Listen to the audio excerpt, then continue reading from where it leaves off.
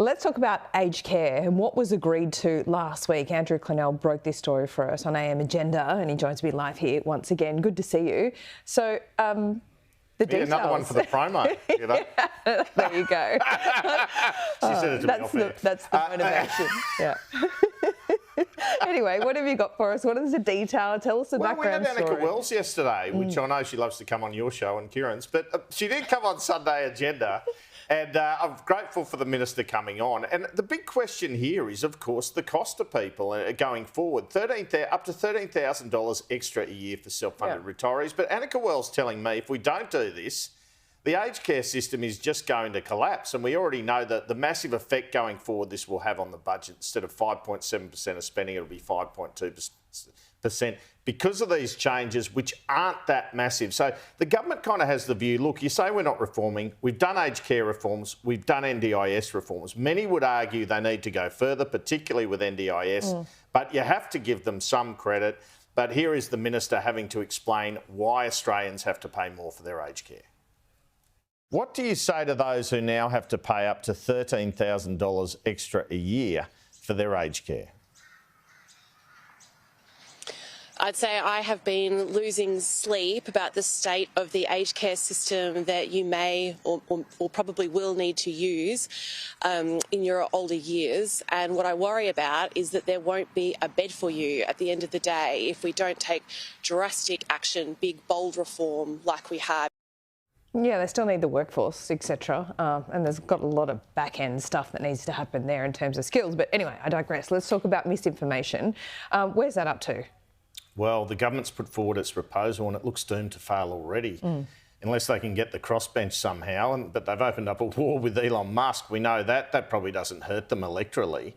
David Coleman, the opposition communications spokesman, on with me yesterday, kind of indicating they'll come up with their own misinformation policy before the election, but says this goes too far. He says academics are protected, journalists, I think, are protected, but ordinary commentators aren't. And it just seems quite subjective, this definition in the bill. If you do serious harm to the economy, for example, with something you say, you could be prosecuted. Now, it might have the best of intentions. In fact, I'm sure it does, to be frank, cracking down on big tech. But the danger is, the way Coleman and others see it, is the wording means people can get caught up under a future regime, a future government, and it's thin end of the wedge stuff. So whoever's in government has to figure out how to crack down on this big tech, some of this rubbish that's coming on our screens, which is really leading to scams and all sorts of things, versus freedom of speech. David Coleman, he just dismissed this bill out of hand yesterday. The government got this wrong catastrophically last time, Andrew. So the minister put this bill out in June last year. We had 4 months when pretty much everyone in Australia came out and said it was a grotesque piece of legislation, from the Civil Liberties Council to the Human Rights Commission. They pull the bill in disgrace in November. They then work on it for 10 months. And then they've come out with a bill which has a lot of issues. We in the coalition will always stand up for free speech. We did that last time. We fought this bill very hard. It had to be withdrawn, and we'll certainly fight hard for free speech this time as well. One of the things in the bill, the kinds of harm that is not allowed, is something that might cause imminent harm to the economy or the stock market. Yeah, I saw that. And I mean, that's basically every economic policy that the Greens have ever announced. So are we basically saying, under the misinformation bill, that, effectively all Greens' economic statements are misinformation? That might just be the funniest thing David Coleman's ever said. You like that one. You don't see him as a funny guy? Sometimes, some of these straight guys can be funny. Yeah, he's delivered well as well. But, look, I don't think any misinformation bill, you're never going to get anything perfect there. So it's hard. That's a hard political slog as well, and not everyone's going to see the merit in it, but it's something that needs to happen. Anyway, let's talk inflation, because this is at the core of everything at the moment. Andrew Charlton was interesting, wasn't he? Was he contradicting Jim Chalmers, or is there a good cop, bad cop thing going on here? Or have they changed direction? Yeah. So,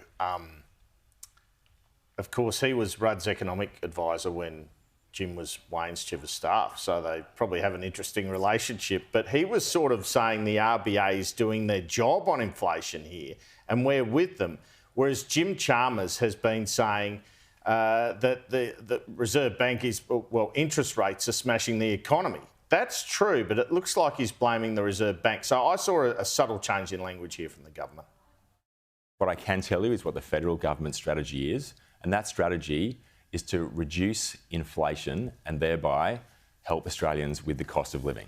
And that strategy is working. The RBA is doing their part by putting up interest rates. The government is doing its part by delivering a big surplus. And together, we've brought down inflation by half.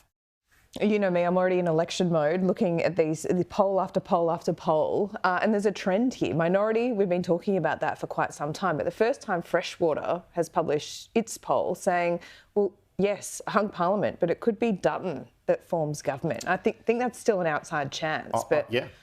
Yeah. I mean, look, anecdotally at the moment, I'm starting to hear about businesses getting into trouble. You know, I'm starting to hear about businesses feeling the pinch. I'm starting to feel about the rates are certainly having effect. It's hard to escape the conclusion that the only way Labor can get minority government assured and a reasonable minority government where they can govern is a rate cut. It's hard to get away from that. If they don't get a rate cut, they're in all manner of trouble because this will keep hemorrhaging. Yeah. And without rates coming off, there won't be growth. I agree with you in that sense, but I don't even think a rate cut gets them there because already we're laser focused. Anyone with a mortgage is laser focused on when the next rate cut would be. You're following the news on that. We know that the economists, all the experts are talking about February. So I think that February rate cut comes, voters have already priced it in, and there'll be perhaps minimal, political effect for the Labor government. We're talking about a pretty tight election. So I think what happens if there's a rate cut, it's a tick to the government's economic strategy. They've got on the narrow path and out of jail. Just one, though? Well, one or two. They could get two before May. But that's the key. But one rate cut isn't going to bring that relief. No, because then it says to people, stick with us. You'll get more. Yeah. We're on the right track. We were right all along. But let's look at the other option. They don't get a rate cut. By May, everyone's like, well, you guys just can't manage an economy. See you later. So that's the game we're in now. Yeah. It's the economy stupid, Yes, it is. All right. Well, on that note, Andrew, fascinating to talk to you, of course. We'll see you soon.